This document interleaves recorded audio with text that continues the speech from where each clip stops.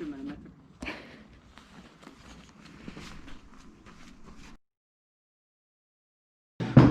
Okay, so that was the glove challenge. How far can you throw a glove out of your hand? Anyway, let's go. So we will start with experimental stuff related to acceleration. I'm doing a video analysis. Idea is to get some data out of my drives. I'm using a program called Locker Pro. You can get it from your physics teacher maybe, in case your school has a license for it. It's only on my work computer, so excuse for this weird setup here. It took like 10 minutes to load this video, so I'll just put it on. As you can see, it's what? But anyways, this video file is it's like 500 megabytes. 500 megabytes, and oh crap, I see it's kind of black. I think I'll pause here. I'll just do one quickly and then I'll work on it by myself.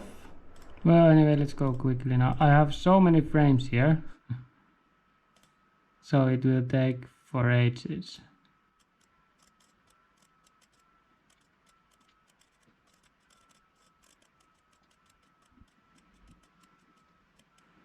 I really hope this doesn't go black.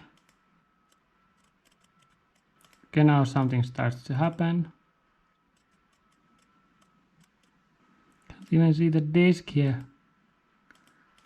I really should click on the center of the disk.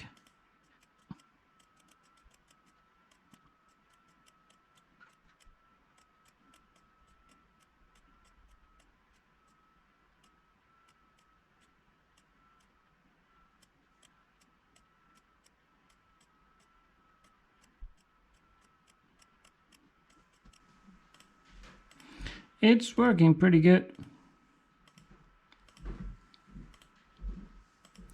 I think this is the throw where I threw 97 kilometers per hour. I did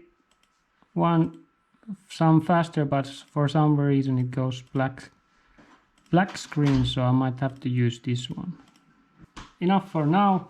I'll show you the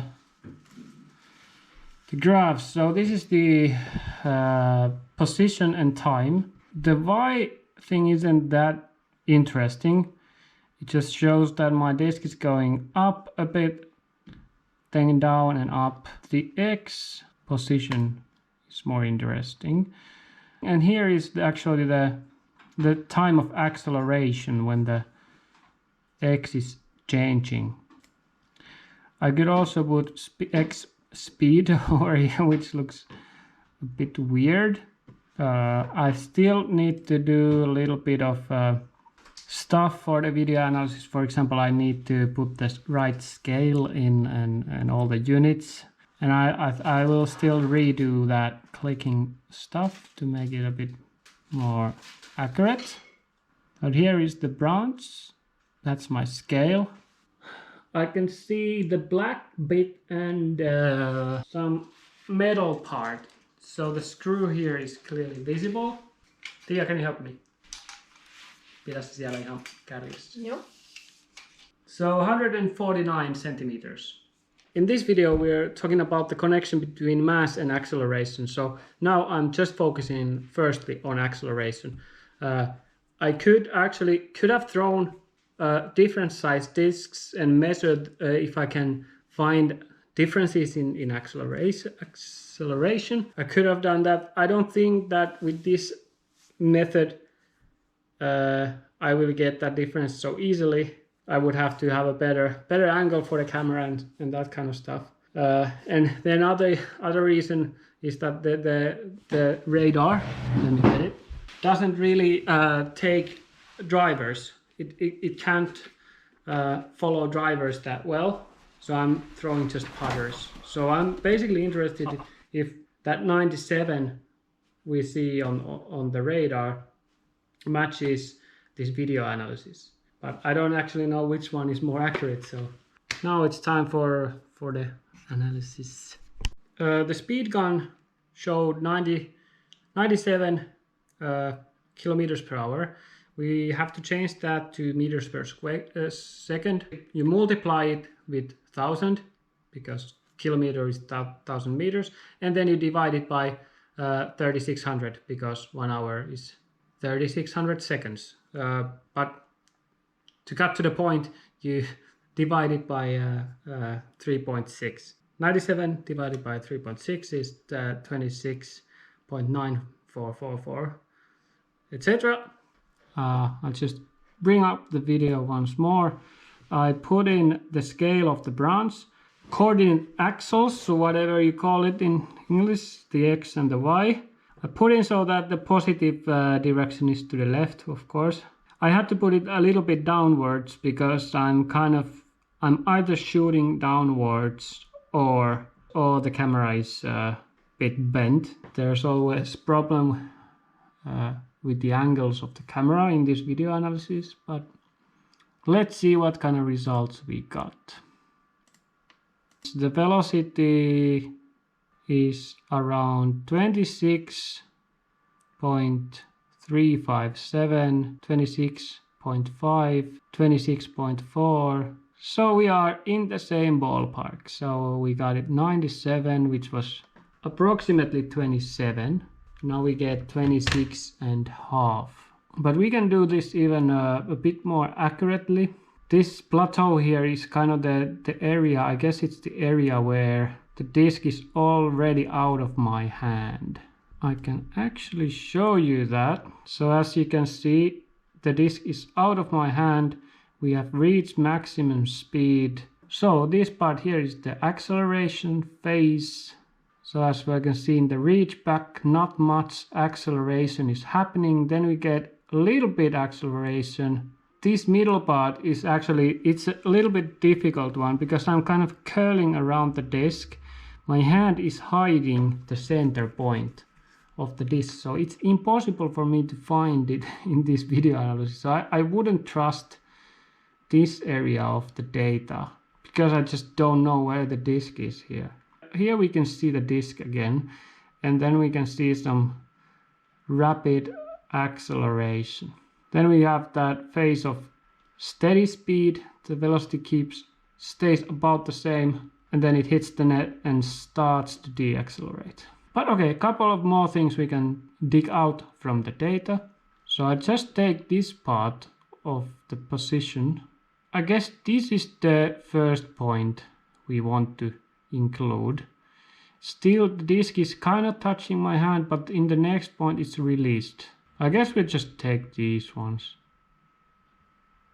and that one. And then we fit a linear, like a line. I'm sorry this is in Finnish, but kulmakerroin here actually means the slope.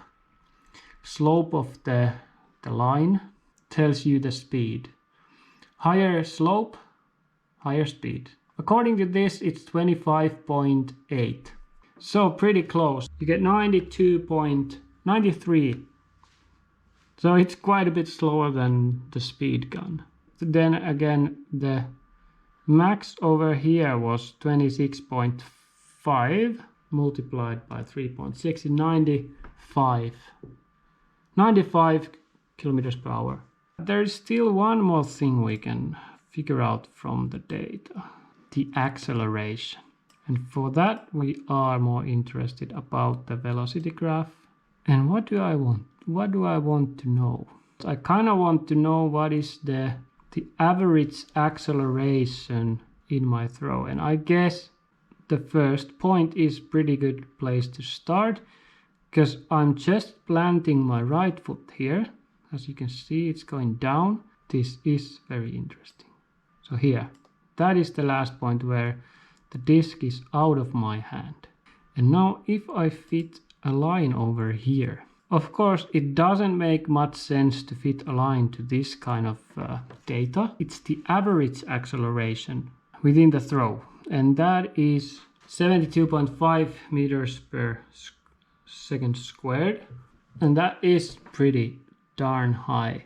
I also want to know the maximum acceleration that we get if we go over here. The max acceleration, whoa, that is so high. That is incredibly high. It's 434.4 meters per second squared. That's a lot. 1g is 9.81 meters per square inch. That's the acceleration that things fall in vacuum. So on average, the disk is accelerating with 7.4 g's, and on maximum it's 44 g's. That's like almost enough to kill you. But my hand is actually doing that momentarily. That is crazy.